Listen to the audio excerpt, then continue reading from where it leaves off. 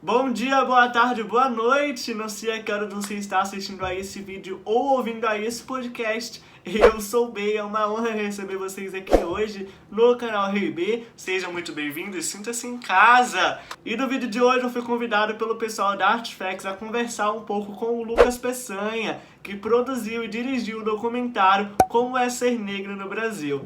Então hoje é dia 20 de novembro, dia da consciência negra, e é super interessante a gente comentar sobre esse assunto que, digamos que seja tão polêmico na nossa sociedade. Então, se você gosta desse tipo de conteúdo, já se inscreva aí no canal, ativa o sininho e deixe seu like, porque isso me ajuda muito, muito, muito. E é isso, então bora conversar com o convidado de hoje. Então já estou aqui conectado com o Lucas Peçanha, da Artifacts. E para quem não conhece a Artifacts é uma produtora de filmes independentes, todos idealizados por jovens cineastas, né? Prazer, gente. Eu sou o Lucas Peçanha, sou diretor operacional da Artifacts. Nós somos uma produtora e exibidora de filmes feitos por jovens, também produzidos por pessoas jovens, né?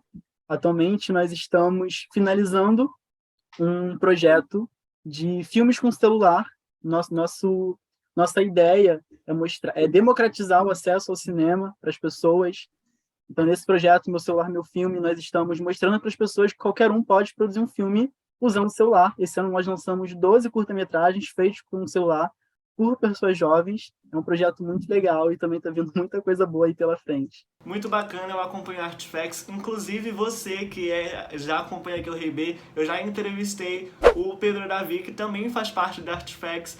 E Lucas, me conta como surgiu essa parceria com o Pedro Davi e como você chegou na Artifacts. Então, nossa parceria começou um pouco antes da pandemia. Eu e o Pedro, a gente não se conhecia pessoalmente, a gente se seguia pelo Instagram e tudo mais. E eu sou fotógrafo e eu tinha chamado ele para fazer um ensaio fotográfico. Só que aí acabou vindo a pandemia e passou tipo um ano, a gente ficou sem se falar e tudo mais, não marcou o ensaio.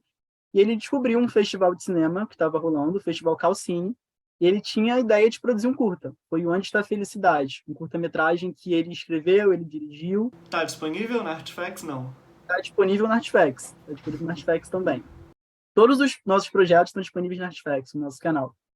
E aí ele me chamou para gravar, né? Eu entendia mais dessa parte de equipamentos e tudo mais. A gente gravou em dezembro de 2020. E aí foi uma parceria bem legal, a gente se entendeu super bem, a gente tinha ideais bem parecidos, né? Os dois tinham esse amor pelo cinema. E aí ele falou que a gente gravou o filme, mandou pro festival, mas não tinha onde colocar, né? E ele falou que tinha um desejo de criar uma produtora de cinema para que todos os filmes estivessem disponíveis ali em um só lugar. Já tinha essa pegada, essa ideia de fazer filmes para pessoas jovens, por pessoas jovens. A gente fez Onde Está a Felicidade, a gente ganhou um prêmio no festival, e aí a gente falou, cara, deu certo, vamos oficializar isso daí e vamos seguir. E aí a gente criou o Artifacts, lançou Onde Está a Felicidade, e tá fluindo até hoje. E todos os links da Artifacts, tanto do canal quanto do Instagram, estão aqui na descrição. Então você que ainda não acompanha, eu recomendo muito assistir, porque é meio que inspirador ver jovens fazendo ali filmes pelo celular, pessoas que têm sonhos, né? Que buscam sonhar, né? E é isso. E hoje a gente está aqui para falar um pouco sobre o documentário Como é Ser Negro no Brasil, que foi todo produzido e dirigido por você, né? Se eu estiver errado, por favor, me corrija. Eu assisti ao documentário, gostei muito, e eu queria saber como surgiu a ideia do documentário e por que a escolha da pauta racial, né? A Artifacts pretende levar essa pauta racial para o futuro dos projetos? Uma correção rapidinho. Eu produzi e dirigi junto com uma amiga, a Giovana Nascimento também. A gente trabalhou muito junto em todas as etapas. E o projeto do documentário, embora ele tenha sido lançado em 2021, ele surgiu em 2019. Eu estava no primeiro ano do ensino médio, e aí eu estava começando, né, a trabalhar com fotografia e tudo mais, estava começando a ter contato com essas questões raciais, né?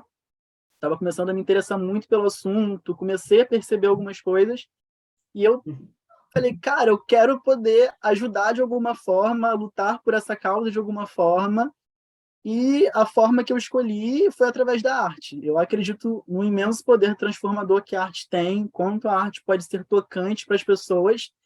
Eu falei, cara, eu vou usar o que eu tenho. E aí eu decidi criar um projeto, Projeto Black Power. Originalmente foi criado com a parceria de duas amigas também, a Gabi Miranda e a Carol Hermes. A gente estudava junto. A gente decidiu fazer uma exposição fotográfica, recriando fotografias e gravuras de personalidades históricas pretas importantes. E a gente fez essas fotografias com alunos, colocou em exposição. Foi muito legal ver tipo, as fotos impressas, as pessoas se vendo nas fotografias e conhecendo um pouco dessas personalidades. E aí eu gostei muito do projeto e falei, beleza, vamos seguir daí. E aí, em seguida, eu tive a ideia de fazer ensaios fotográficos, né? Esse foi um ensaio fotográfico, mas foi temático, mas fazer ensaios fotográficos um pouco mais livres, só com pessoas pretas. A gente sabe que tem muito essa questão de autoestima, de representatividade, tem um padrão de beleza na internet. Eu falei, cara, vamos começar a mudar isso daí. E aí eu reuni um grupo de 5 amigas pretas, chamei elas para fazer um ensaio fotográfico. Entre elas, a Giovana, que dirigiu o documentário junto comigo. O ensaio foi muito legal. As fotos estão, inclusive, no documentário. E a gente decidiu seguir fazendo outras linhas de ensaios fotográficos, né, com temáticas diferentes. Então, a gente fez o nosso segundo ensaio. Foi um ensaio, uma versão masculina, né, desse ensaio que a gente fez com as meninas. Só que a gente ainda queria mais. A gente estava tendo um engajamento bom nas redes sociais, a galera estava curtindo, estava sendo muito bom falar sobre esses assuntos. Mas a gente queria fazer alguma coisa a mais, né? E aí eu sentei junto com a Giovana, falei, Giovana, quero fazer algo mais, expliquei toda a situação para ela, e se a gente fizesse algo em vídeo, já que a gente trabalha com foto, vamos fazer em vídeo. Aí eu, beleza, nunca tinha feito nada em vídeo, mas vamos. Mas o que a gente vai fazer em vídeo? Aí ela deu a ideia, vamos fazer um documentário. Aí eu, opa, curti demais. Curti muito a ideia de fazer um documentário. E a gente começou a produzir tudo. Vai ser um documentário sobre o quê, a gente vai entrevistar quem. Ainda nem tinha falado com o Pedro de colocar na Artifacts e tudo mais. Era um projeto um pouco mais por fora. A gente começou a pensar em algumas pautas, tanto que o assunto original do documentário nem é o assunto atual. A gente iria falar sobre quem é negro no Brasil, como as pessoas se identificam, por que as pessoas se identificam, né, sendo negro, as pessoas que não se identificam, coletar depoimentos sobre isso, mas ao longo do projeto a gente viu que não era sobre quem é negro no Brasil, mas sim o que é ser negro no Brasil. A gente coletou experiências de outras pessoas, né, falando sobre o que elas sentiam, e aí tomou uma outra vertente. E na montagem também tomou uma outra vertente, o documentário. E aí a gente tinha o produto pronto, também não tinha onde colocar. E aí eu falei com o Pedro, olha só, eu tenho um documentário aqui, né? Foi um produto bem diferente do que a gente fazia curta-metragem, ficcional, tudo mais, usando pessoas jovens, né? Nesse a gente tinha pessoas jovens sendo entrevistadas, mas tinha 2 pessoas mais velhas também. E aí a gente, beleza, vamos fazer um teste, vamos lançar, falei com o Vini, e foi, né? Lançou, o resultado foi muito bom, a gente está colhendo um engajamento muito bom até hoje, e com certeza a gente pretende seguir por essa linha, né, em próximos projetos, mesmo que não seja em forma de documentário, mas em filmes ficcionais, eu acho que isso vai estar sempre presente, né, em todos os projetos que a gente tiver envolvido, de certa forma. O documentário tem crescido muito nos últimos dias, ele está no mês da consciência negra. Eu acho muito importante ressaltar, né, que o documentário está disponível no YouTube deles, tem alguns cortes ali no TikTok, no Instagram, então se você ainda não assistiu, assista, que é muito interessante. Como foi a escolha dos entrevistados pro Como é Ser Negro no Brasil? Você conhecia essas pessoas ou eram pessoas aleatórias, assim? Foi um processo bem interessante e bem longo, na verdade. Durou mais que as gravações. Quando eu e a Giovana tivemos a ideia, né, de quem a gente ia entrevistar e tudo mais, foi a primeira coisa que a gente pensou, beleza, quem é que a gente vai entrevistar? A gente precisa das pessoas para fazer um documentário. Então a gente fez uma lista, sei lá, com 20 nomes de 20 pessoas que a gente conhecia, pessoas públicas também, que a gente acompanhava na internet e tudo mais. E aí começou a acompanhar essas pessoas, conversar com essas pessoas, né? Saber quais histórias elas teriam para contar. E aí eu fui perguntando para minha família, nossa, eu tô fazendo esse projeto, esse documentário, você conhece alguém que você acha interessante de ser entrevistado? Conversei com alguns professores e tudo mais, e aí foram surgindo os nomes das pessoas. E aí, beleza, chegou a parte de entrar em contato com as pessoas.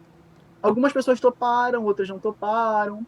Algumas pessoas não tinham disponibilidade nos dias de gravação, né? Mas aí a gente fechou um elenco com cerca de 10 pessoas. Eram 10 entrevistados que toparam participar, beleza, tudo ótimo. Algumas pessoas eram amigos, amigos do colégio, vizinhos, né? Outras pessoas eram pessoas da família e outras pessoas eu não conhecia, mas eram amigos da Giovana, por exemplo, né? E tudo mais. Eu lembro que na semana que a gente escolheu para gravar o documentário, estava chovendo muito, sabe? E aí algumas pessoas não puderam participar da semana, naquela semana, e a gente gravou 2 entrevistas. Foi a entrevista com a Bia Anastácio e com a... Três entrevistas, perdão. Foi a entrevista com a Bia Anastácio, com a Célia Tavares e com a Janaína Eloy.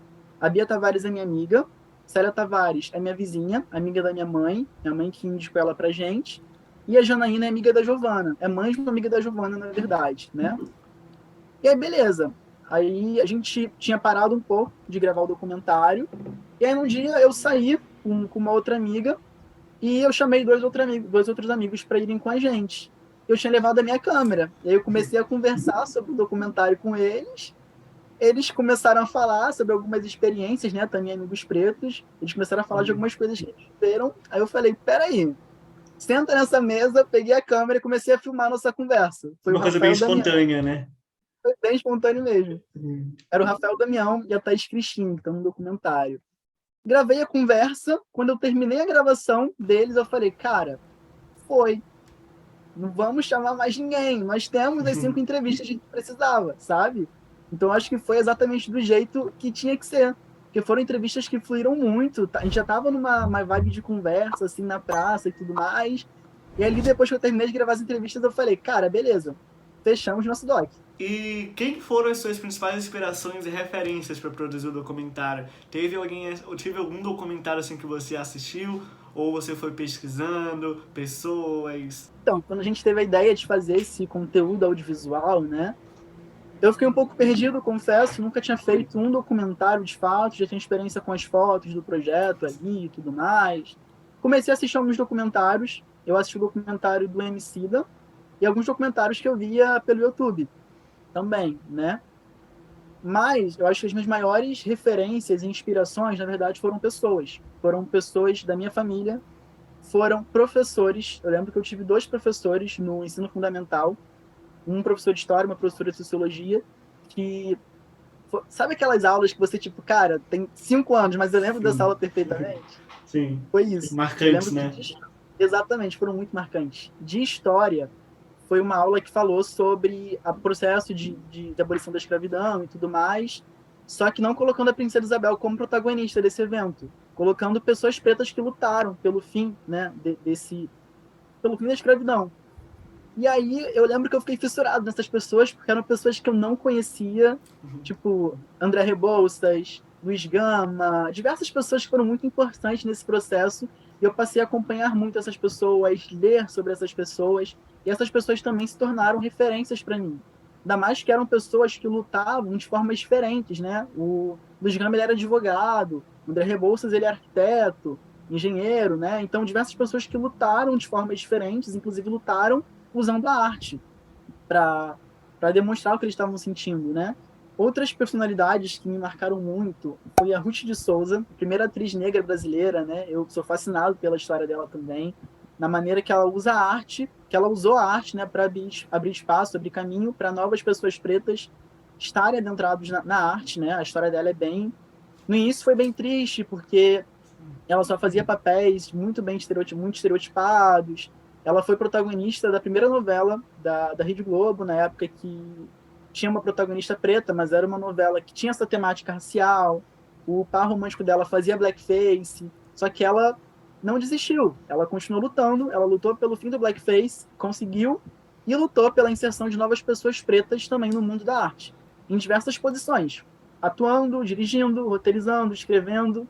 Então, ela, para mim, é uma das maiores referências, assim, possíveis, porque ela abriu caminho, sabe, para que eu possa estar aqui e para várias outras personalidades, né? Eu gosto muito do Lázaro Ramos também, que agora também é diretor, Jefferson D, Viviane Ferreira, vários cineastas, né? Que têm ideais assim, muito parecidos e, tipo, cara, quero ser como essa pessoa algum dia.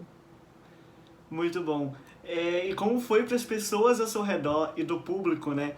Saberem que o seu primeiro projeto no audiovisual, além da fotografia, era sobre um assunto que hoje a gente pode chamar de um grande tabu, uma grande polêmica na sociedade.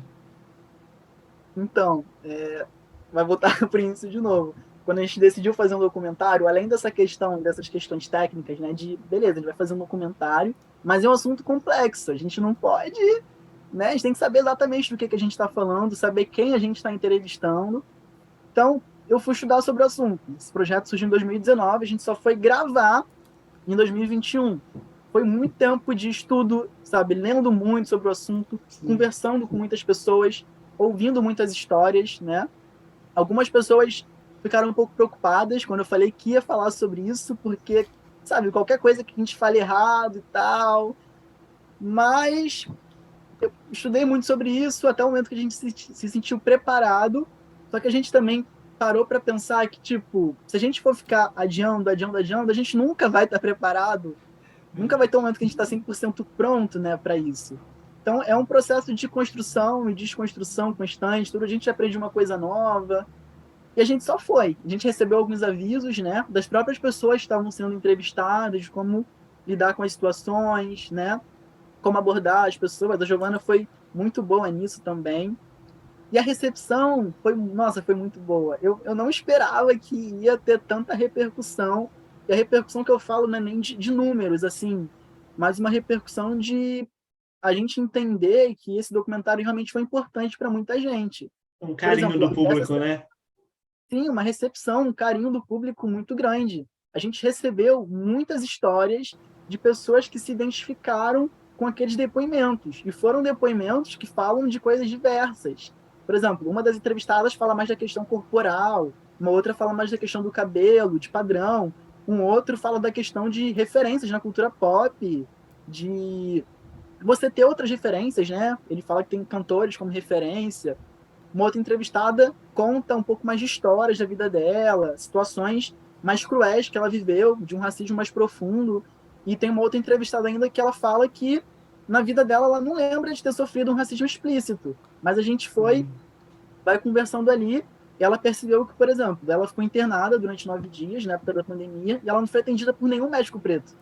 Então, ter esse feedback, e não só do público também, mas das pessoas que estavam participando, ter a oportunidade de ver que elas se abriram com a gente, elas conseguiram acessar áreas ali que são sensíveis, né, de serem faladas, e isso que elas fizeram, essa atitude muito corajosa de falar, né, eu acredito que a fala cura, a fala é muito importante, influenciou Realmente. diversas outras pessoas a também falarem. A gente recebeu muito depoimento nos comentários, eu recebi muita história no privado, histórias muito tocantes, muito emocionantes também.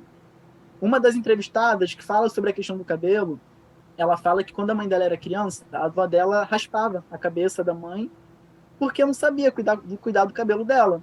E aí ontem ela mandou uma mensagem falando que a mãe dela, depois que assistiu o documentário, decidiu passar pela transição capilar, sabe? E assumiu os cachos de volta.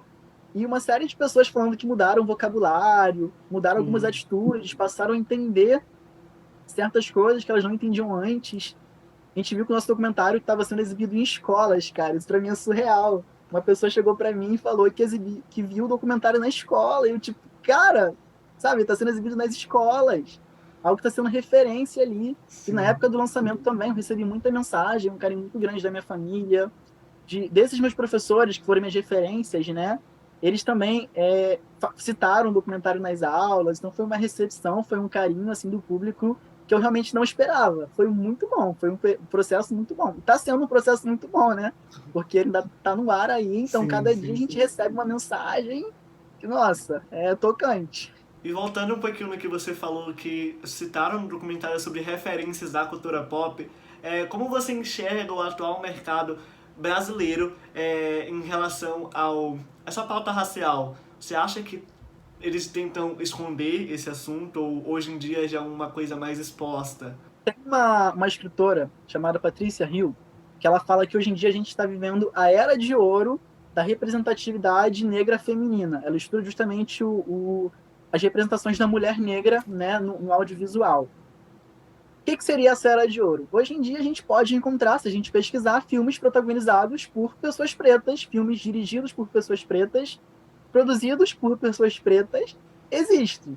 Antigamente não existia, hoje em dia existe. Só que ainda é minoria, sabe? E claro que vai ser minoria, porque se a gente for parar para pensar em toda a trajetória, não só do cinema, mas da história do Brasil, o Brasil tem 500 anos de história desde que os portugueses chegaram aqui. E desses 500 anos, 388 anos foram de escravidão. A gente teve mais tempo de escravidão do que mais tempo de liberdade. Então é óbvio que isso vai refletir na sociedade atual. Isso deixa muitas marcas na sociedade atual. Então, no início da história do cinema, do audiovisual, né?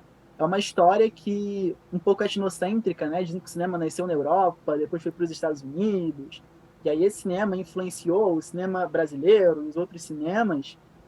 Esse cinema europeu, né, que chegou aqui, era um cinema muito preconceituoso, era um cinema muito imperialista, sabe? Um período que ainda existia escravidão, né? Não oficialmente, mas a gente sabe que a escravidão não acabou do dia para a noite. Então era um processo, um período muito mais racista, né, do que os dias de hoje. O racismo ainda é um problema grave na sociedade, mas ali num tempo, eu diria, pior, sabe? Mais exposto. A gente não tinha leis de proteção e tudo mais.